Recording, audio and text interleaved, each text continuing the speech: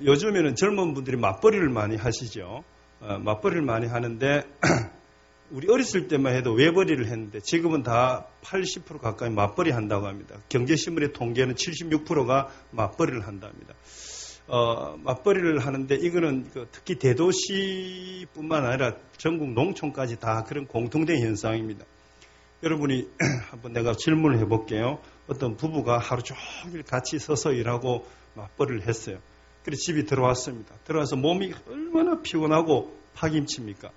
그래서 이제 다 정리하고 잠을 자려고 딱 집에 누웠어요. 그런데 형광등 불을 안 끈 거예요. 누가 꺼야 됩니까? 1번, 그래도 남자인데 집에 들어왔는데 1번, 여자가 끈다. 아멘 없네. 2번, 그래도 여자가 밖에서 막 열심히 했는데 남자가 그래도 살림도 별로 안 도와주는데 남자가 꺼야 된다. 2번. 역시 아멘 맞네. 3번. 여자도 자존심 있고 남자도 자존심 있어. 절대로 못 끈다. 0.00001cm라도 가깝게 있는 사람이 스위치에 가까이 있는 사람이 끈다. 아멘 몇 번이 있습니다. 1번, 2번, 3번, 1번도 남자라서 못 끄고, 2번, 여자라서 자존심 상해서 못 끄고, 3번, 0.1mm라도 가깝게 있는 사람, 그것도 자존심 상해서 못 끄겠다. 그러면 할 수 없이 우리가 동원교회 열심히 다니기 때문에 담임 목사님 서창수를 불러서 불을 끈다. 아멘 없습니까? 여러분은 몇 번 하시렵니까? 자, 1번 아멘 합시다. 1번, 남자가 끈다. 남자분. 2번 여자가 끈다. 3번 0.1mm라도 가깝게 있는 사람이 끈다. 4번 담임 목사님 와서 끈다. 정답이 몇 번입니까? 담임 목사님 혼자만 4번 아멘 하신다. 정답 몇 번입니까? 예? 오늘 설교 제목이 성숙한 성도입니다. 정답은 성숙한 성도님이 끈다. 할렐루야. 성숙한 사람이 끄는 거예요. 할렐루야. 예. 오늘 눈치 빠르게 설교 시간에 제목 딱 보고 그 눈치 잡아야지. 성숙한 사람이 불을 끄는 거예요. 우리 교회는 부울경 교회입니다. 부산, 울산, 경남 척걸 따서 10년 전에 교회를 개척하려고 하는데 이름이 없는 거예요. 새동네, 새중, 동네 다 있고, 사직 다 있고, 부산 다 있고, 전부 다 있는 거예요. 새동네, 헌동네. 그래서 이제, 부경교회 하려다가 부경교회도 또 있어요. 그래서 부산, 울산, 경남이 사실은 그 경제적으로 한 권역이거든요. 그래서 합치면 850만이 됩니다. 그래서 이것이 사실은 한 권역이 되고, 적어도 도시가 1000만 정도 돼야지만이 그 교통, 수도, 전기, 그 다음에 유통, 기타 등등 자족의 기능을 요즘 현대 산업사에서 맞게 갖춘다 합니다. 그래서 부산에서도 부울경 통합적 기능이 있어야 돼요. 그래서 부산 한 5, 6년 전부터 부산, 울산, 경남에서 같이 이제 그 상생하는 운동을 많이 하고 있습니다.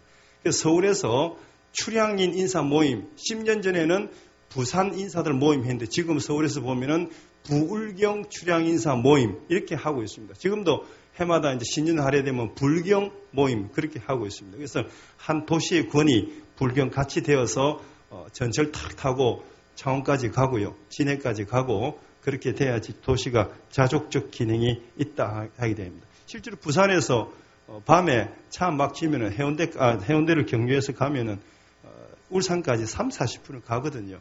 그래서 어쨌든 간에 우리는 부울경 교회로 지었습니다. 850만을 대표한다고 지었습니다. 할렐루야. 동원교회부터 좀 아멘이 적습니다. 하여튼 그래서 10년 전에 부울경 교회를 개척을 하였습니다. 개척을 해가지고 열심히 해서 드디어 이제 자립됐습니다. 할렐루야. 그래서 자립되어 있는데 길거리 있다 보니까 노숙자들이 자주 오는 거예요. 노숙자들이. 자주 오다가 한 2달 전에는, 석 달 전에가 노숙자가 왔는데 우리 교회 문이 잠겨 있으니까 바깥에서 그냥 가기 섭섭하고 노숙자 오면 우리 무조건 1,000원 주거든요. 어떤 사람은 막 돈 더 달라고 애를 많이 씁니다. 전번에 한 사람이 와서 1,000원을 줬더만은 3만 원을 달라고 하는 거예요. 그러니까 3만 원 안 주니까 또 가가지고 두 사람 더 데리고 와가지고 세 사람이니까 6만 원 달라고 하는 거예요. 와, 그래 6만 원 안 주니까 술을 한 잔, 지금 그이분들은 술을 한 잔 먹고 왔지만은 또 어디 가서 술 한 잔 술이 꽉 채가지고 6만 원 안 주면 안 간다는 거예요. 교회 입구에 탁 막히고 있는 거예요. 그래서 6만 원을 달라는 거예요. 6만 원 내가 쓸 애도 없는데. 그래서 이제 없다고 가시라고. 그래서 세 사람이니까 3천 원을 주었습니다. 그러다 안 가는 거예요. 싸울 수도 없고 또 지도 또 버티고 있고 그럼 알아서 하라고 나도 또 버티고 있었습니다. 그러니까 한 10분쯤 지나니까 안 되겠는가 싶었지 내가 해결할게 하더만 한 사람이 벌떡 일어나더만은 바지를 좀 챙기더만은 옷을 확 내려부는 거예요. 팬티까지 확 내려면서 이래도 안 줄래? 이라는 거예요. 와, 내가 너무 놀랐어요. 여러분 같으면 어쩌랍니까? 성숙하게 대응을 해야 되는데 감정은 솟아오르고 막 코피 내볼까 말이 싶기도 하고 막 경찰에 신고를 할까 오만 생각이 다 드는 거예요. 그때 순간에 그럴 때 어찌해야 됩니까 여러분? 1번 코피 낸다.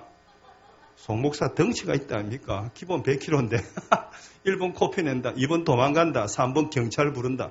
여러분 어쩌랍니까? 팬티까지 확 벗고 교육구를 막고 있는 거예요. 돈 6만 원 주면 안 간다고. 어떻게 해야 될까요? 성숙한 성도. 나 순간적으로 기도했습니다. 아이고 아버지요 해결해 주세요. 기도를 딱 하니까 그때 갑자기 우리 그 당시에 여자 듣는 사람이 계셨는데 여전 사람이 씩 올라가다가 그 장면을 딱 목격했어요.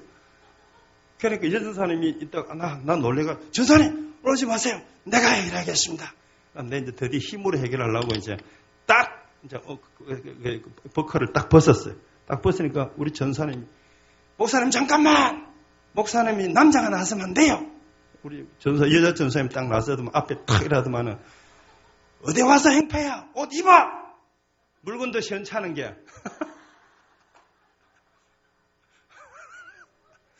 그러니까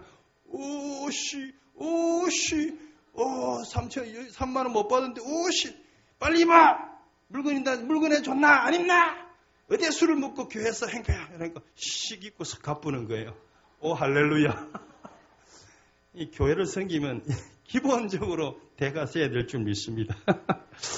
하여튼 그래서 그 모습을 보고 내가 아직도 노숙자 한 사람 제대로 대응하지 못하는 그러한 목사구나 하고 해결을 했는데 한 달 내내 해결했습니다. 하나님 성숙한 사람이 되어서 어떤 경우가 와도 성숙하게 대응을 해서 은혜롭게 처리할 수 있는 역사가 있게 하여 주옵소서. 그렇게 기도를 하였습니다. 그리고 교회 이름은 부울경교회인데 제 이름은 또 송영웅입니다. 이름이 좋습니까? 아멘. 별로 안 합니다. 이름 좋습니까? 사람은 더 좋습니다. 이 이름을 지었는데 누가 지었느냐? 우리 아버지가 이름을 지으려고 이제 했는데 중요한 것은 우리 아버지가 한글을 모르는 거예요. 일제시대 때 살아가지고 글을 알아야 면장을 하지 글을 모르는 거예요. 글을 모르는데 어머니도 글을 잘 모르는 거예요. 어머니는 그래도 일제시대 소학교를 나가지고 대충 아는데 정분선인데 우리는 정분선 쓰는데 어머니는 세로로 쓰는 거예요. 저, 부, 서, 세로 쓰는 거예요. 일본 가나카라 형식으로 그렇게 쓰시더라고요. 이제 어머니도 잘 모르고 아버지도 글을 잘 모르는데 아를 낳았는데 이 아가 얼마나 귀엽게 낳았는지 하면은요. 군사님들 지금부터 58년 전에 어떤 밀양에서 아가씨가 시집을 왔는데 또 보니까 큰 아가 2명이 있어요. 시집이 왔는데 누가 있다고? 큰 아들이 2명 있는 거예요. 큰 아가. 그래서 이분이 밀양에서 시집 오면 원래 부산으로 오면은 큰 아가 2명이 있는 모양이다. 이렇게 생각을 했답니다. 그래서 살다 보니 그게 아닌 거예요. 그래가지고 내가 이 집에 못 살겠다 해서 없는 돈에 반찬값 조금 떼모아가지고 밀양 가는 차비를 만들었어요.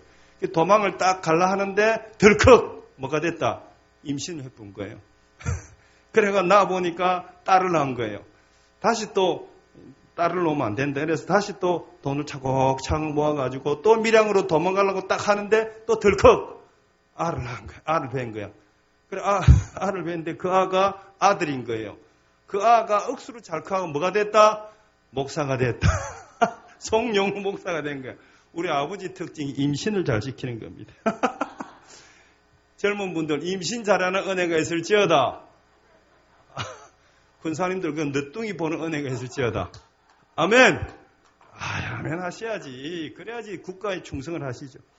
하여튼 그래가지고 이제 알을 배웠는데 이게 아가 쭉 배가 불러오는데 알을 낳아야 되는데 못 놓는 거예요. 그래서 일신산부인과 들어보셨습니까? 어디 있습니까?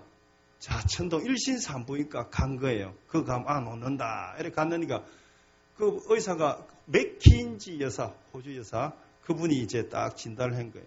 일신산부인과 왜 생기느냐? 호주에서 부산에 선교하러 왔다가 서면 백양산에서 오른쪽으로 흐르는 건 동천이고 왼쪽으로 흐르는 좌천이에요. 그 좌천을 갔다가 크리스마스 예배드리러 그 당시에 부산진교회 진소를 갔다가 기도 처소를 지나가다가 다리가 있는데 다리 밑에서 소리가 들려서 보니까 12월 24일 날 저녁 때 보니까 여자 혼자서 아이를 놓고 탯줄을 돌로 찍어서 끊고 있더라는 거예요. 그 추운데.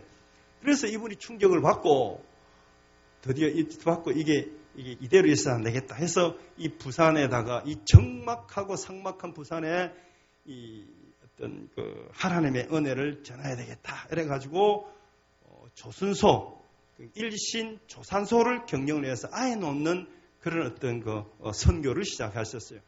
그리고 그분 부친 데는 맥킨지 목사님께서는 부산에 와가지고 보니까 가장 비참하게 사는 사람이 누굴까요?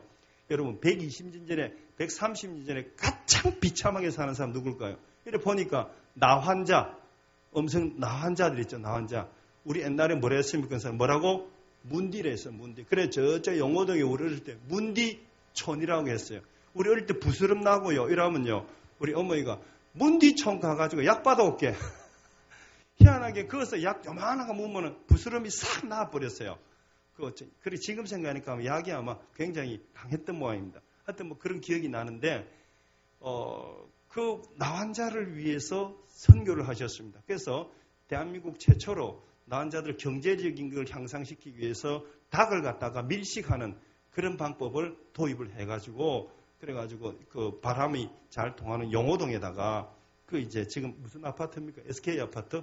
거기다가 이제 해가지고 선교를 하셨습니다. 그리고 여자들은 조산소를 차려가지고 아이를 놓는데 도와줘가지고 선교를 하셨어요. 근데 우리 엄마가 거기 가니까 아이를 정상적으로 분만을 못하니까 제왕절개를 하자. 그랬는데 무식한 그 아버지가, 남자가 어떻게 산 사람의 백정도 아니고 산 사람의 배를 따게나. 못한다. 알을 지어라. 그랬습니다. 그러니까 수술하면 애 놓을 수 있다. 그러니까 알을 지어라. 놓자 말자. 의사하고 막 실갱이 벌였어요. 아버지가 무식하니까 안 된다는 거지. 산 사람 배를 어떻게 따게나는 거지. 그러니까 할 수 없어서 의사가 문제가 생기면 내가 책임지겠습니다 하고 의사가 사인을 다 해주고 책임 각서를 쓴 거예요. 참 대단하죠. 벌써 그때가 58년 전입니다. 예, 할렐루야. 대단한 겁니다. 그때 각서 안 썼으면 오늘 설교 없었습니다. 그래가지고 설교로서가 준 거야, 각서를. 그를 알아야 면장을 하지. 이거 뭐요? 나 문제 생기면 치료비도 안 받는다는 거. 치료비 안 받는다니까 영감이 오케이 해가지고 아를 낳았어요. 낳았는데 아들을 낳았습니다. 할렐루야. 그래가지고 누나 낳았을 때는 6개월 동안 아파서 배가 아파서 꼼짝 못했는데 아들을 낳으니까 일주일 만에 배가 다 아물어졌답니다. 예. 그러니까 아들 둘이 있는 집에 엄마가 시집을 와가지고 이 집 그 제사밥을 얻어먹겠나? 아들을 낳아야지 제사밥 얻어먹는다. 그런 생각 때문에 이제 아들을 놓으니까 드디어 이제 인생을 이제 송씨 집안에 묻어야 되겠다라고 생각을 해서 이제 결정을 했어요. 그래가지고 이제 열심히 살림을 살았습니다. 그래서 살림을 살았는데 아버지가 글을 모르니까 그냥 옛날에 남구 우암동 그 성창기업 있죠, 그죠? 원목. 그걸 열심히 나르고 제재쇼도 하면서 열심히 이렇게 해서 하셨는데, 글을 모르니까 옛날에 그 적산가옥이라고 있지 않습니까? 일제시대 때. 일본 사람들이 살다가 가면은 그 집이 명의가 없는 걸 그거 갖다가 적산가옥이라고 했어요. 그 적산가옥에 우리 할머니가 살고 있었다가 우리 아버지가 살고 우리 집이 살았는데 집이 큰 집이었어요. 그 앞에 제재소도 있었고요. 지금 외국어 대학 밑에 있는 곳입니다. 옛날 외국어 대학 우암동. 그래 거기 있었는데 이제 사람들 소문에 의하면 이제 일본 사람도 가게 했을 때 거기 살고 있는 사람이 등기만 글씨만 써주면은 우리 집이 된다. 그러니까 아버지가 글을 모르니까 이웃집에 있는 그 당시에 정당 공화당 정당 활동을 했던 그런 사람에게 부탁을 했어요. 나는 글을 모르니 나를 갖다가 내 이름을 갖다가 이렇게 되니까 가서 등기를 좀 대신 해주세요 하고 거기에는 신부름값을 얼마를 주었다 합니다. 근데 그 사람이 등기하러 갔는데 우리 아버지 이름으로 등기한 게 아니라 자기 이름으로 등기를 해본 거야. 그거 무지 되는 겁니까? 그거 무지 되는 거예요. 그 집이. 그 사람이 있게 되어버린 거야. 안교성 씨인데 벌써 돌아가신 분인데 안교성 씨 이름으로 해본 거예요. 송태근 이름으로 했는데 안교성이 해본 거예요. 그래가지고 아버지는 글을 모르니까 했습니까? 했습니다. 이라고 넘어갔는데 아만 기다려도 재산서도 안 나오고 아무도 안 나오는 거예요. 그래 이상하다 싶어서 다른데 글을 아는 사람한테 부탁을 해서 한번 등기도 열람해보달라 하니까 그래 하니까 당신 집이 맞는데 여기 이름이 안교성 씨로 돼 있다. 그래서 아버지가 어쩐 일이고 그 사람한테 가니까 하는 말이 내가 내 이름으로 해버렸습니다. 내 집이 대피했습니다. 그러니까 내 집에 세대로 사는데 오늘부터 알게 됐으니까 이렇게 월세나 좀 주세요. 그러니까 아버지가 너무 큰 충격을 받았어요. 일제시대 조요도 갔다 왔거든요. 조요 그 사할린이 가서 탄광의 일도 하고 그랬는데 내가 저놈을 죽이고 나를 죽여야지. 이라고 막걸리 한 잔만 하면은 내 앞에서 사람 죽이는 강의를 했어요. 칼을 이래 가지고 찔러 가지고 배를 돌려 가지고 또 요렇게 돌리고 요렇게 돌리고 잘 돌려야지 창자가 꺼내기가 잘 죽는다. 알았나? 그래서 나를 죽이는 교육을 술만 먹으면 교육을 시켰어요. 그러니까 어머니는 한테 못하는 소리가 없다. 막 그렇게 했어요. 그렇게 하다가 어머니가 그때부터 이제 남편을 믿지 않았습니다. 영감 믿다가 다 죽는다. 그래서 어머니가 경제 활동을 했었는데 어머니 말에 의하면 안 해본 장사가 없다는 거야. 양담배, 밀수 양담배부터 해서 땜뿌라기를 파는 것 같이 해가지고 조방 앞에서 물건을 떼가지고 머리에 이고 댕기면서 남구 전역을 돌아다녔다고 어머니가 그렇게 이야기를 하시는 거예요. 어릴 때 큰 기억이 나고 잠시 기억이 나는데 그래가지고 있는 사이에 아버지가 폐기력에 들어가지고 10년 동안 앓다가 아버지가 돌아가셨어요. 그래 돌아가시고 난 다음에 어머니가 더 각오가 대단하셔가지고 내 집이 있어야 살겠다 해가지고 그 월세를 달라 하는데 끝까지 안 주고 그 집에 살고 있으니까 그 집에서 드디어 집 달리가 오는 거예요. 그 집 달리가 오니까 엄마가 부직갱이 들고 다 죽이라 했는데도 법적으로 하니까 할 수 없죠. 그래서 엄마가 방향을 틀어가지고 여기서 싸워봐야 나도 죽고 자식도 죽는다.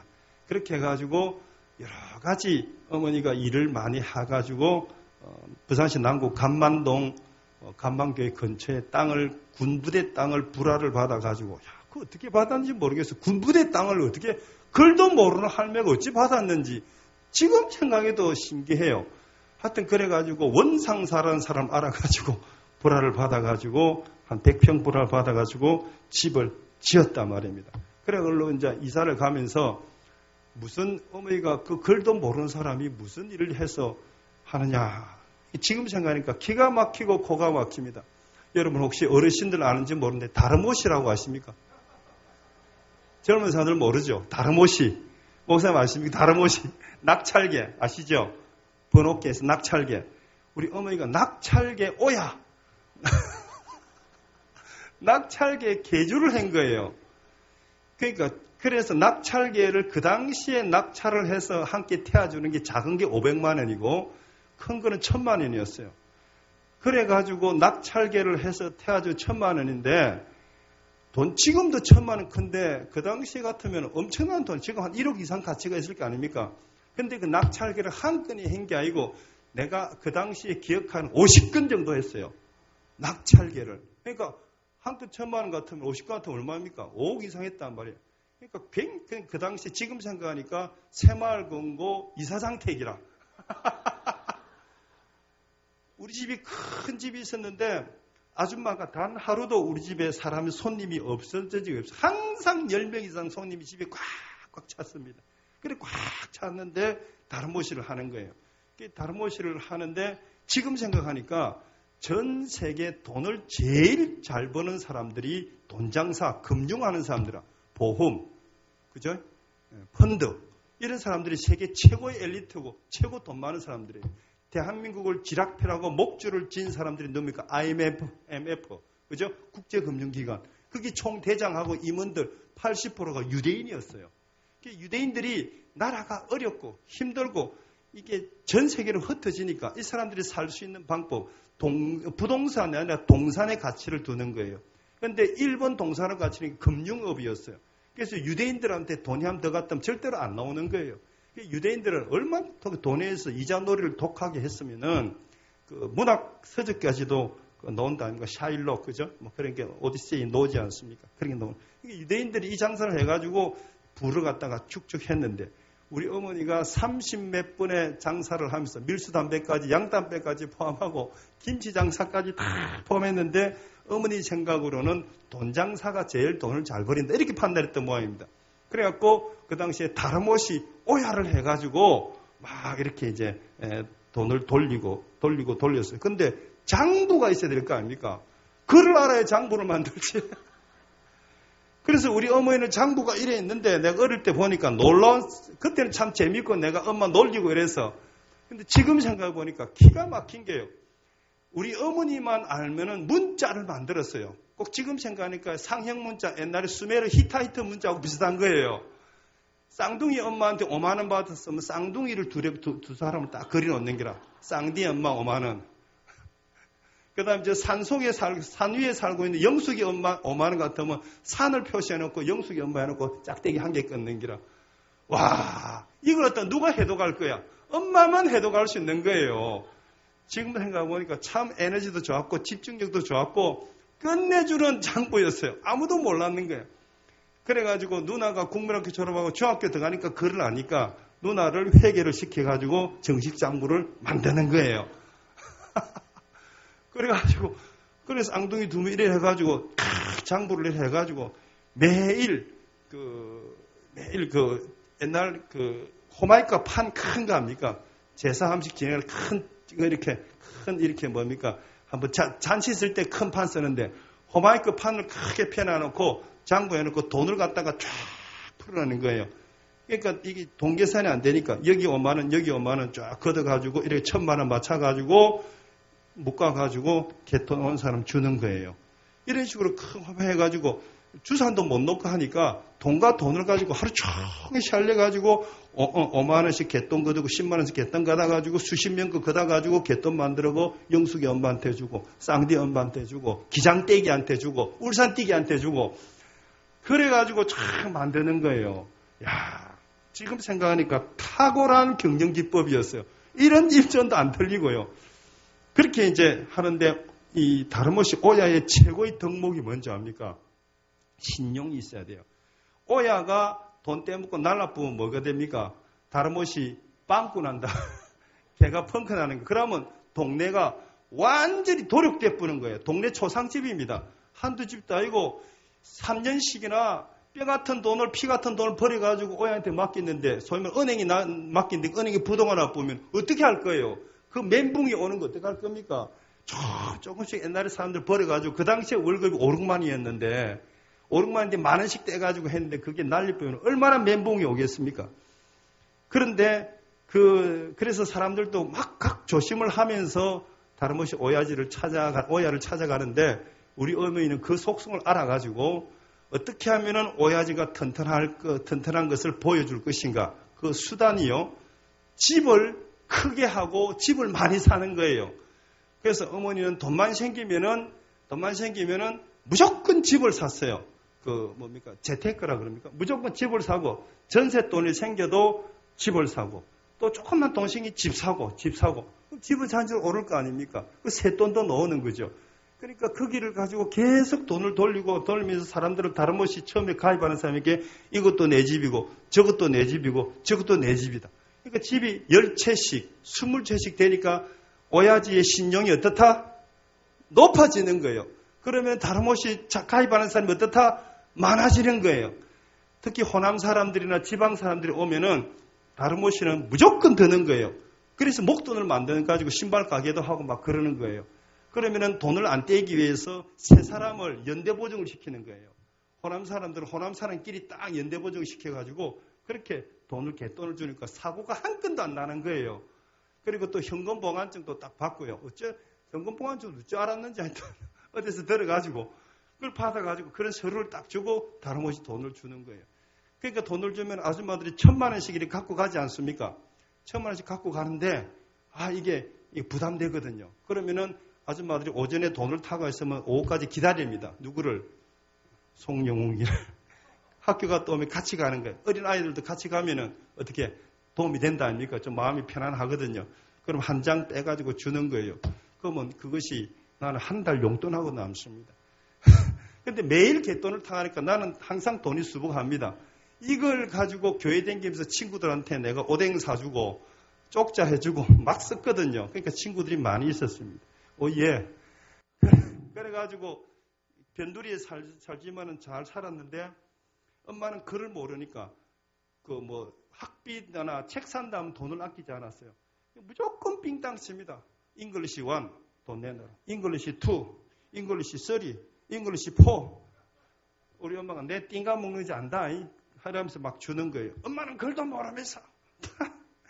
그래가지고 돈을 받아가지고 사 먹고 그렇게 하다가 고등학교 때부터 그 돈을 가지고 책을 읽기 시작했습니다.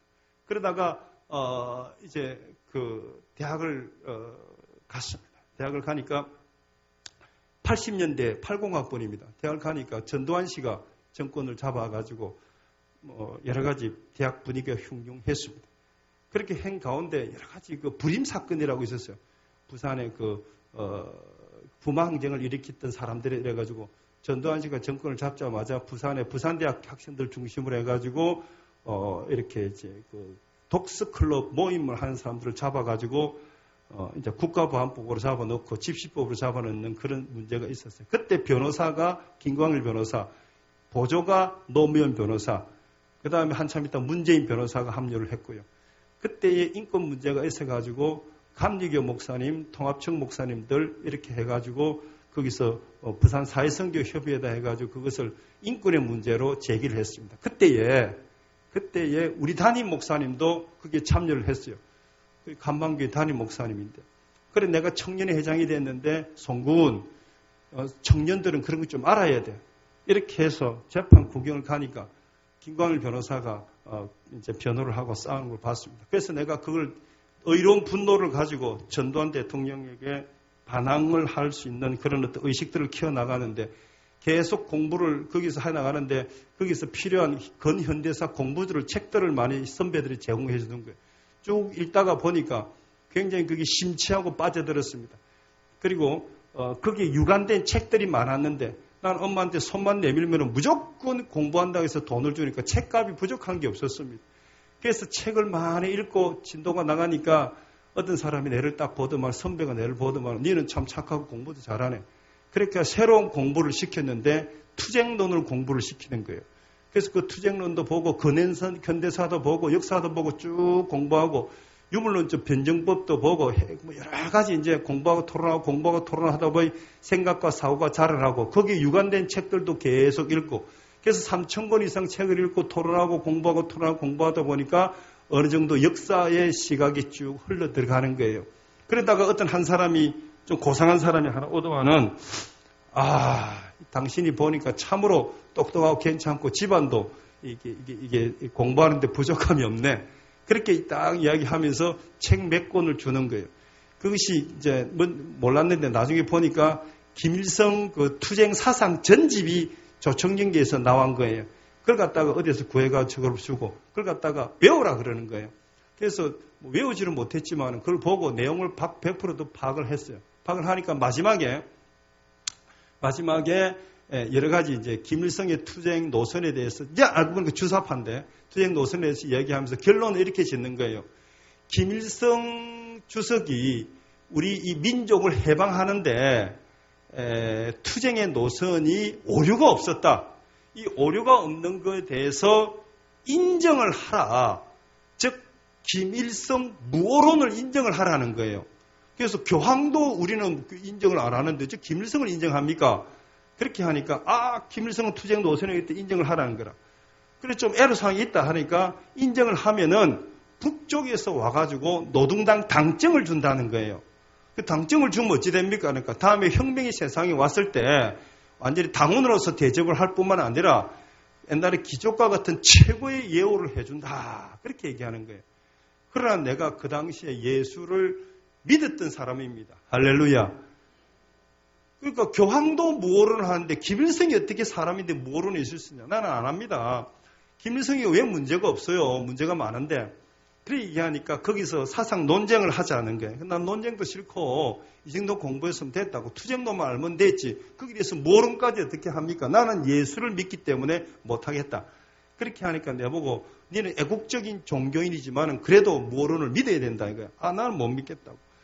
그래갖고 강제로 무슨 종교도 아니냐 이러니까 거의 종교도 믿는데 이걸 왜 못 믿느냐는 거야. 종교는 종교니까 믿지 이걸 어떻게 믿노? 그렇게 이제 말싸움 하다가 드디어 주먹 다짐까지 가기 직전이었습니다. 사람들도 몇 살에 말기고 그래서 주먹하고 그 친구들과 결별을 했습니다. 그게 소위 말해서 주사파예요. 주사파의 주체사상의 핵심이 뭐냐니 가장 끝 주사파의 종말이 뭐냐, 종말론적인 사고가 뭐냐니까 김일성 무오론입니다.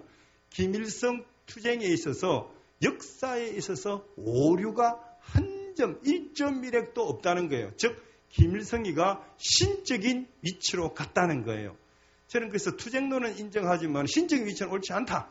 그렇게까지 했고 나도 그 사이에 공부를 하면서 또 이렇게 이제 신학 공부도 하고 또 진보적인 공부를 하기 위해서 저는 장신을 왔는데 또 한신에 가가지고 이 주체 사상을 가지고 신학과 응용을 해보려고 노력했습니다. 그래서 석사 논문까지 썼어요. 민중신학에 나타난 민중역사 주체론과 주체 사상에 나타난 주체 사상에 있어서의 그 인민역사 주체론이라는 비교 연구를 썼습니다. 거기서 20년 전에 글을 썼단 말이에요. 하여튼 그렇게까지 써가지고 굉장히 주체 사상에서 나름대로 신학적 구조 안에서 이론적으로 녹아내려고 노력을 했습니다. 그래가지고 그런 사고로 딱 굳어져가지고 진보적 정권의 어떤 그 의미를 둬가지고 내가 그런 사이에 어머니가 집을 한 40채 정도 가지고 있다가 어머니가 뇌졸중으로 돌아가셨어요. 이게 그대로 내한테 상속이 되었습니다.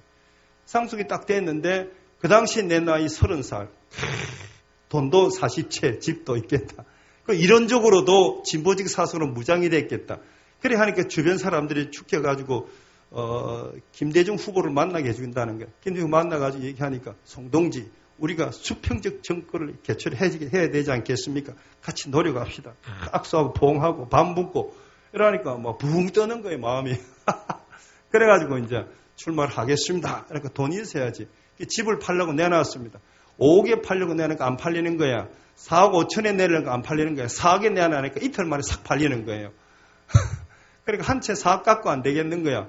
그래서 또 내놓고 내놓고 그래 한 20억이 만들어지는 거예요. 그걸 그거 갖다가 선거 준비해가지고 선거하면서 30일 만에 다 써버렸습니다. 표 하나당 20만 원, 10만 원씩 막 뿌렸습니다. 그래가지고 이제 이따가 마지막 선거를 15대 총선 부산 진구 갑지구당이라고 합니까? 정재문 씨라고 혹시 알랑가 모르겠습니다. 부산 진구에서 거기서 출마해가지고 이제 그분하고 붙었는데 5명이 출마했는데 4사람 표를 다 합치도 한 사람 표를 감당 못하는 거예요. 어쨌든 간에 영남에서는 표를 1등으로 받았습니다. 내가 잘나서 받은 게 아니라 돈을 잘 써서 받은 것 같아요. 그래가지고 이제 이따가 돈은 다 날리고 깝깝한 인생을 갖고 있다가 신문사 사장을 했습니다. 신문사 사장 하면서 폼 잡고 가오다시 잡다가 기자들 한 20명 데리고 하다가 또 광고를 얻으려고 하니까 협박을 해야 되는 거예요. 광고를 얻으려고 하니까 기업체 같은데 큰 소리 치고 뒷담화를 쳐야 되는 거예요. 나는 못한다.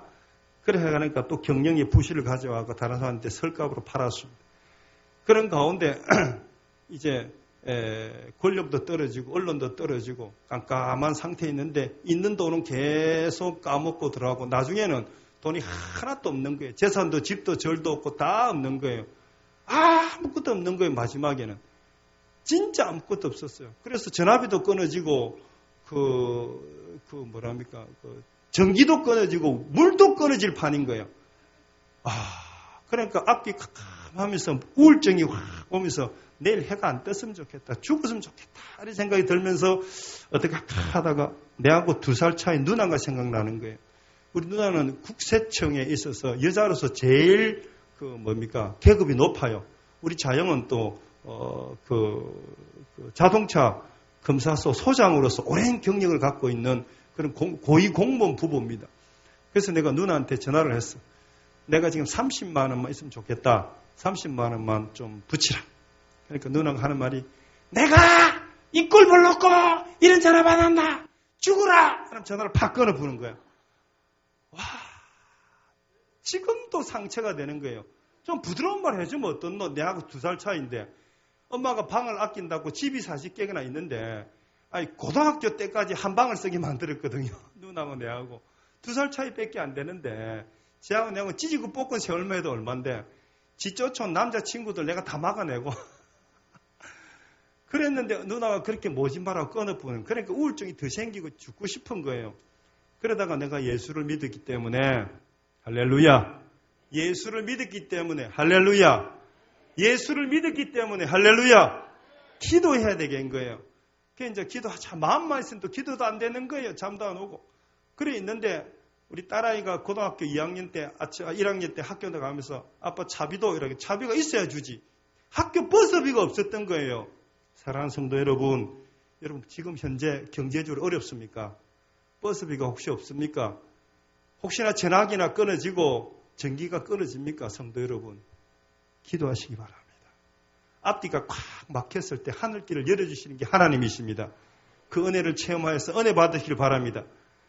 만약에 그런 분이 가시면은 지금이라도 기도하는 은혜를 가지길 바랍니다. 할렐루야.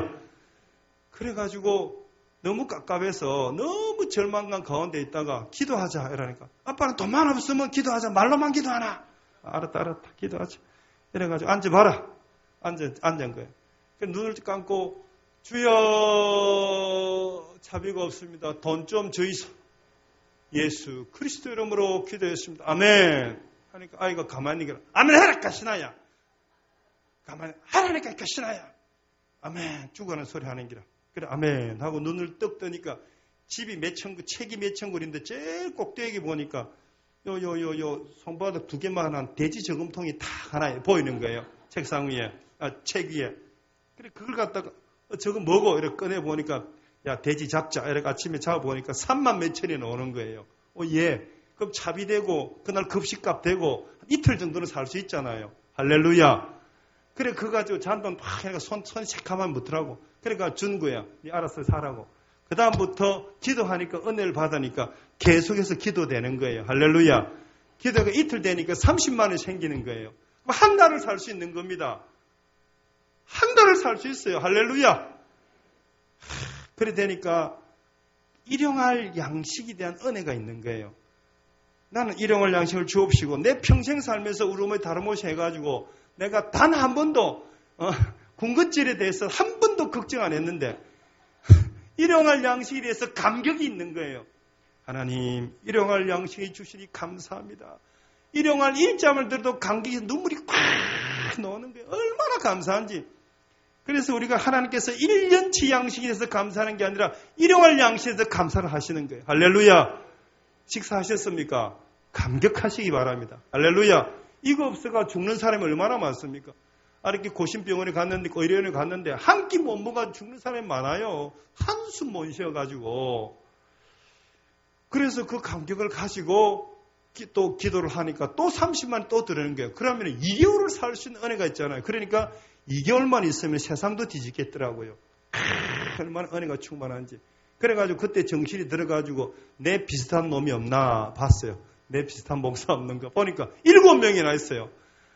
5명인데 마누라가 정신병 생겨서 이혼해가지고 혼자 우울증 걸리는 사람부터 해가지고 이래 모아가지고 우리 기도하러 가자. 이래가지고 내 카니발에 그것도 돈 좀 5만 원씩 기름 넣어가지고 LPG 가스 넣어가지고 가난한 수양관 여기 기도 낮에는 쪽팔려서 못 가고 밤에 주야! 기도했다 합니까? 한 60만 원쯤 있으니까 2개월은 살겠더라고요. 2개월 동안 기도하면 하는 역사하시겠지. 주야! 주여. 처음에는 한 30분. 그 다음에는 또 한 1시간, 2시간, 3시간씩 늘어가더라고요. 나중에 기도가 나오는 게 아니라 찬양이 나오는 게 하늘을 보면서 찬양을 하는데 얼마나 내가 들어도 은혜스러운 거야. 내가 내 찬양을 듣고 눈물을 쭉 흘리면서 하나님 일용할 주님 감사합니다. 이 주신 은혜에 대해서 내가 어떻게 해야 하나님께 영광을 돌릴 수 있겠습니까? 기도하고 또 기도하니까 기도할 때의 평안함과 하나님께서 평강의 은혜를 주십니다. 할렐루야. 예수께서 부활하셔가지고 첫 번째 만났던 사람들 제자들에게 무엇을 주었습니까? 너희들에게 평강이 있을지어다. 돈이 없어도 평강하다니까요. 기도하는 은혜가 있으면은. 할렐루야. 마음의 편안함을 가지고 2달 동안 기도를 하는데, 하루는 기도를 하는데 하늘 문을 열리고 하늘에 별들이 쏟아지는데 성령의 별이 확 내리면서 내 몸을 뜨겁게 하고 새롭게 태어나는 은혜와 역사가 있었어요. 할렐루야. 그렇게 새롭게 떠났고 역사가 있었으니까 만물이 새롭게 되는 역사가 있는 겁니다. 아멘. 이거는 말로 표현할 수가 없어요. 경험해야 돼요. 만물이 새롭고 만유에 계시는 예수 그리스도가 근원에서부터 근원의 은혜로 설설나면서 새로운 생명과 새로운 은혜로 거듭나는 은혜가 새롭게 체험을 했습니다. 할렐루야. 어릴 때부터 교회를 다녔지만 그런 인격적인 은혜는 처음 만나는 거예요. 예수를 만나는데 처음부터 이론적으로 만나고 다 그렇게 만나고 그렇게 했었어요. 그러니까 새로운 은혜가 확 되니까 그때부터 내가 달라지면서 내가 다른 사람을 존경하는 은혜가 생겼어요. 그 다음부터는 그렇게 좋은 지식을 가지고 그렇게 좋은 가방끈을 가지고 비판하는데 목숨을 걸었습니다. 큰 교회도 비판하고요. 목사님도 비판하고 장로는 나만 알기 저기 장로가 엄청 비판을 했는데 그 모든 비판이 사라지고 존경과 은혜와 사랑이 구름처럼 빛처럼 폭포처럼 흘러 넘치는 거예요. 나보다 남을 낫게 여기라. 할렐루야. 그렇게 하면서 내가 미숙했던 신앙이 성숙해지는 은혜가 참 재밌어지는 거예요. 사랑과 된장은 묵을수록 좋습니다. 할렐루야. 이게 음식이라는 게요. 상에 뿌리면 썩어지지만은 성숙하고 발효화되면 모든 사람이 유익되잖아요. 신앙이 미숙하면은 모든 사람한테 걸림돌이 되고 빛과 소금의 역할을 못하면 다만 버려서 어떻게 한다? 밟힌다고 했어요. 그런데 이것이 빛과 소금 역할을 잘하면은 사람들한테 빛이 되고 소금이 되는 역사가 있습니다. 사랑하는 성도 여러분, 성숙해지시기 바랍니다. 그 제 경험상 성숙은 그래서 거듭나는 하나님의 성령의 일방적인 역사 때문에 새롭게 거듭나는 역사가 있었습니다. 할렐루야. 그래가지고 이제 굉장한 역사가 있어서 그때부터 하나님 나보다 남을 낫게 해주고 이 내가 가진 지성을 가지고 하나님의 영광을 위해서 다른 사람을 칭찬하는 데 쓰여지게 하여 주시옵소서. 그래가지고 7명 내 비슷한 놈들 우울증 걸리고 이혼하고 깨지고 큰 사람들 왔을 때 내가 한 사람 보면서 뭐 했습니까? 옛날 같으면 네가 이래서 안 되지 이렇게 비판했는데 그때부터 은혜를 받고 나니까 니는 이래서 잘 될 거야. 할렐루야. 그런 은혜를 하니까 내한테 은혜를 다 받았어요. 그분들이. 그래갖고 회복되고 해가지고 지금도 훌륭하게 목회하는 목사님들이 얼마나 많은지요. 할렐루야. 그 중에서 은혜 받은 사람이 어느 그 기독교 연합회 총무로서 지금 내 친구로서 잘 친하게 있어요. 할렐루야. 매일 전화 한 통화씩 합니다. 잘 있나? 잘 있다. 잘 있나? 이러면 무슨 뜻인지 알아요. 그게. 잘 있다. 한다도 무슨 뜻인지 알고. 그럼 잘 있다 하면 그 한마디가 얼마나 감격스럽고 얼마나 감사. 눈물이 확 들고 가슴이 뜨겁습니다. 그런 가운데 나보다 낫게 이기는 사람들을 한 분, 두 분 만나고 목사님들 만나서 존경을 하다 보니까 그래도 10번 존경할 사람이 있고 한 번 존경할 사람이 있죠. 그래도 존경을 합니다. 그런데 죄송한데 우리 서창수 목사를 만나니까 한마디가 전부 다 인생과 신앙과 역사에 대한 어록이에요. 연합회의를 하다 보니까 A 목사가 어떻고 B 목사가 어떻고 우리끼리 얘기한다 아닙니까? A 목사가 어떻다 이러면은 목사님 그거는 그 사람의 이면이 이렇고 그 사람의 측면이 이렇고 사람은 곧 또래는 그렇게 생각을 합니다. 이거는 탁월한 리더십이 없으면 못하는 말이에요. 이런 은혜가 없으면 못하는 말입니다. 할렐루야. 그런 어록이 하나를 들으면서 저는 한마디 들을 때마다 10년의 가치를 내가 받는다. 그렇게 하면서 저도 또한 은혜를 받습니다. 그렇게 해서 저는 어떤 그 주체사상파에서 새로운 성령의 은혜를 받음으로 말미암아서 새롭게 거듭나서 이제는 나머지 내 인생은 하나님 나라를 위해서 주께서 주시는 바실레이아 더 킹덤 오브 갓 하나님의 나라 천국을 위해서 내 인생을 바쳐야 되겠다라고 결단을 내리고 헌신을 합니다. 그래서 교인 한 명이 와도 하나님 오신 것이 반갑습니다. 간절히 기도해 주니까 감동을 받는 거예요. 할렐루야. 선배 목사님들 치고 어떤 분이 이렇게 해요. 교인이 적으면 목사도 우습게 본다. 그런 이야기를 하는 거예요. 실제로 그렇게 되더라고요. 그러나 나를 우습게 보든지 잘 보든지 내가 무슨 상관이 있습니까? 하나님은 내가 잘 보여주면 되지. 할렐루야. 교회 와가지고 응가하고 그것도 응가도 뭡니까? 물동 하고 가다가도 치우는 사람이 없는 거예요. 누가 치웁니까? 1번 목사가 치운다. 2번 사찰을 치운다. 권사님이 치운다. 장로가 치운다. 교회 앞에 똥 싸면 누가 치워야 됩니까? 그것도 물동. 우리 교회는 자주 쌉니다. 누가 치웁니까? 따라합시다. 성숙한 성도가 치운다. 성숙한 성도가 치운다. 여러분, 성숙하면은요, 모든 것이 다 해결이 돼요. 성숙하면 사람이 좋게 보이는 거예요. 성숙하면은 어리석은 사람이 귀엽게 보입니다. 성숙한 사람은 교회 예배당도 봐도 눈물이 나오는 거예요. 할렐루야. 그런 은혜가 있기를 주 예수 그리스도 이름으로 축복합니다. 그래서 신앙이 성숙해져야 됩니다. 그래서 내가 주체사상에서 변화가 됐는데 나는 예수를 잘 믿겠다 했는데 지금 보니까 세상이 주체사상파예요. 전부 다 빨갛습니다. 대통령 비서실장부터 주사파 대장이 돼가지고 지금 하는 것들이 전부 다 숨막히는데 밀막하는데 보니까 주사파의 전형적인 이론대로 모든 정책을 펼쳐나가는 게 다른 사람은 모르겠습니다. 나는 주사파의 리더였습니다. 최고의 리더였어요. 그런 입장에서 보니까 그 사람들 창자송이 해충이 몇 마리인데까지 다 알게 되고 옛날에 공부한 것까지 전부 다 알게 되는 거예요. 그런데 부산의 억수로 큰 교회, 황림산 밑에 있는 억수로 큰 교회, 그 담임 목사님이 독일의 박사까지 받아왔다는 그 목사님이 기윤실에 뭐 한다는데 그 세미나 한다는데 초청을 받아서 가보니까 내가 1987년도에 세미나 했던 그 내용하고 99% 똑같은 내용을 가지고 세미나를 하면서 통일에 관해서 얘기하는 거예요.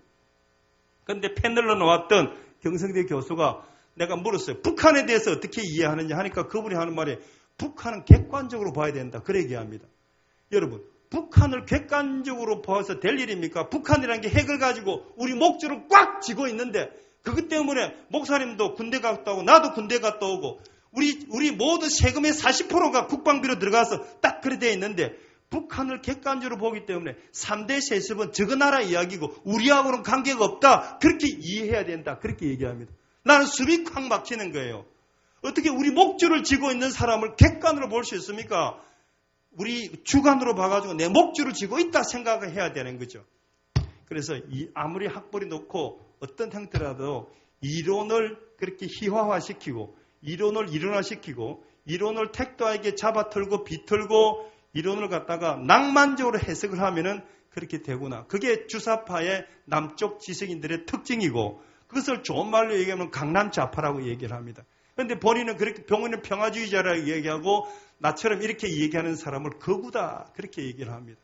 저는 거구인지 뭔지 잘 모르겠는데 나는 주사파로서 경험을 해본 결과 그것은 우리는 1987년도에 통일논의할 때 그대로 그 이론을 가지고 그대로 낭만적으로 얘기해가지고 북한 입장에서 남한을 적화시키는데 수단으로 썼던 이론들인 거예요. 내가 직접 그 발표도 하고 내가 논문도 썼던 내용입니다.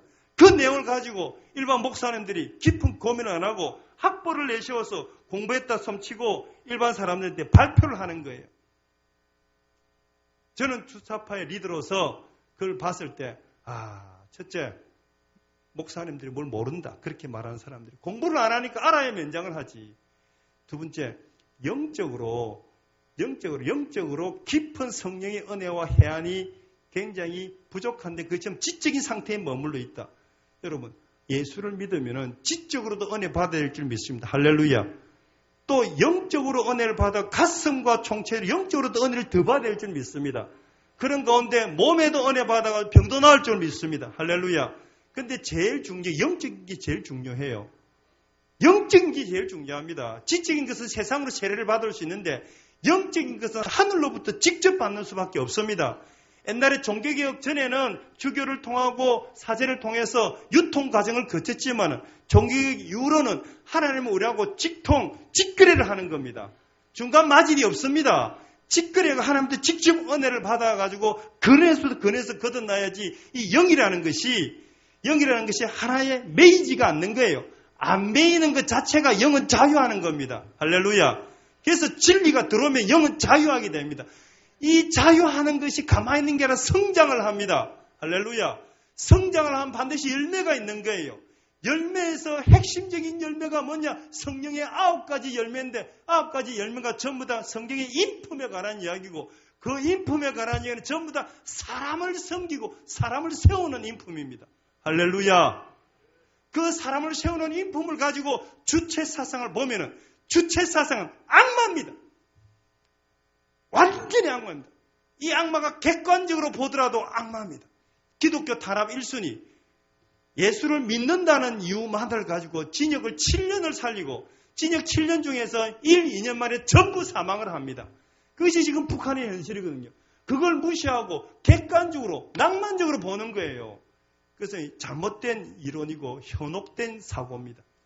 저는 그쪽에서 고소를 하고 그쪽에 리더로서 국회의원 출마까지 하고 물론 우리 어머니 돈으로 했지만 어쨌든 간에 이론은 그쪽으로 추정하면서 했습니다. 그리고 지금도 우리 동지들이 그 당시에 동지들이 쫙 지금도 너무너무 잘 나가고 있고 옛날에 내가 출마했을 때 내 밑에 자원봉사했던 사람이 남구청장 하고 있습니다. 그리고 참 더 청와대에 있고 핵심 자리 다 있고 태양광 사업의 부사장들 다 하고 있습니다. 그것을 봤을 때 권력도 한때 있지만은 해도 너무한다. 그리고 그 사람들이 어떤 사고에서 어떻게 대한민국을 이끌어가니까 주사파로서 한미일 동맹을 해야지 우리 민족이 살아가는데 한중북 동맹을 하는 거예요. 죽을 짓만 하고 있습니다. 그렇게 봤을 때 하나님께서 어떻게 이 역사를 이끌어 가실까 먼저 생각이 되고 두 번째로 송영국 목사에게 어떤 역사가 있을까? 하나님께서 나를 주사파를 공부를 시키시고 새롭게 성령의 은혜로 거듭나게 해가지고 이렇게 동래구를 섬기고 서 목사님한테 지도를 받는 이런 입장에서 하나님께서 나를 어떻게 쓰실까 고민하고 있습니다. 반드시 이때에 어떤 형태든지 교회를 위해서 하나님께서 이 송 목사를 쓴다라고 고백을 합니다. 사랑하는 성도 여러분, 이 모든 정치, 경제, 사회문화, 종교, 가정, 개인을 극복하는 유일한 방법은 성령의 은혜를 받아서 미숙했던 신앙이 성숙해지면 다 되는 은혜가 있어요. 할렐루야. 성숙하지 않으면 니 죽고 내 죽는 거예요. 성숙하면 니도 살고 나도 살고 다 사는 은혜가 있습니다. 오늘 설교 제목은 뭡니까? 성숙한 성도입니다. 성수와 성득하면 교회 앞에서 응가를 해도 은혜가 되는 거예요. 그래, 뭐, 응가했는데 그것도 물동. 응가했는데 어떻게 할 것인가 하다가 매일 지킬 수는 없잖아요. 그러니까 교회에다가 큰 형광등을 설치하자. 이러니까 형광등 3개를 설치하니까 얼마나 밝은지요. 그러니까 응가 덕분에, 물동 덕분에 형광등이 잘 생겨서 교회가 밝아지는 역사가 있었습니다. 할렐루야. 자, 이런 마당에 응가를 위해서 박수. 예수를 믿고 성숙하면 이런 은혜가 있다니까요. 응가 물동을 사도 물동이 감사하다는 은혜가 나온다니까요. 할렐루야. 모든 것이 합력해서 선을 이루는 은혜가 성숙한 성도에 있습니다. 할렐루야. 저는 그래서 그 받았던 그 당시에 배짱도 있었고 또 돈 쓰는 그런 어떤 그런 어떤 스타일도 있고요. 그 다음에 조직을 통해서 섬기는 은혜가 있고 그리고 현재에서 주체 사상파의 철학적 입장, 경제적 입장을 나는 분필 하나만 들면 일주일 내내 설명할 수가 있습니다. 이런 어떤 그 사고를 가지고 저는 이 시대에 서창수 목사를 모시고 동래구뿐만 아니라 부산 전체의 기독교를 위해서 하나님의 선한 영향력을 끼칠 것이 반드시 있는 줄로 믿습니다. 할렐루야. 그래서 기도하고 여러분도 기도해서 성숙한 신앙을 가지고 길거리에서 만나도 송 목사님 이러면 아이고 근사님 이래가지고 악수 안 만나면 얼마나 좋습니까? 할렐루야. 성숙 안 하면 바깥에서 만나면 송 목사님 이러면 아이고 큰 교회니까 크게 얘기하지. 이렇게 열등감이 생겨서 이해한다니까요. 성숙해서 송 목사님 이러면 박 목사님, 서 목사님, 권사님, 집사님 반갑습니다. 우리가 예수 믿으니까 반갑죠. 할렐루야. 인사하는 은혜가 있기를 바랍니다. 기도하겠습니다. 하나님 아버지 감사합니다. 이 모든 일에 전심전력하여 너의 성숙함을 모든 사람에게 나타내는 은혜와 역사가 있게 하여 주옵소서. 우리 주 예수 그리스도 이름으로 기도하였습니다. 아멘.